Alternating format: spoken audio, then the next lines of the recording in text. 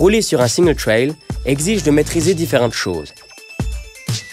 Si tu réussis à combiner tous les éléments, tu peux te faire la piste avec un bon flow.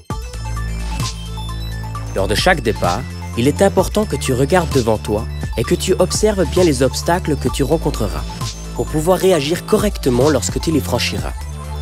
Tu dois analyser le trajet qui te sépare des obstacles, la forme des virages et la présence de montées et ou de descentes raides.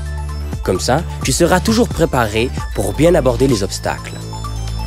Pour améliorer ta rapidité de réaction, tu dois éviter de t'asseoir sur la selle. Debout sur tes pédales, tu peux bien mieux contrôler ton vélo et amortir les bosses, les trous et les obstacles. En fonction de la situation, tu dois faire des mouvements souples et dynamiques ou donner des impulsions rapides et puissantes en pliant et dépliant rapidement les bras. Pour traverser un passage accidenté, tu dois laisser travailler ton vélo tout en utilisant tes bras et tes jambes pour amortir les chocs le mieux possible. Il est ici primordial de rester toujours bien détendu. Et tu verras que ton vélo suivra les mouvements de ton corps et que ton flow sera parfait. Dans certains virages, le choix de la ligne influence la ligne que tu devras suivre dans le virage suivant. Souvent, plusieurs lignes sont possibles pour aborder un passage.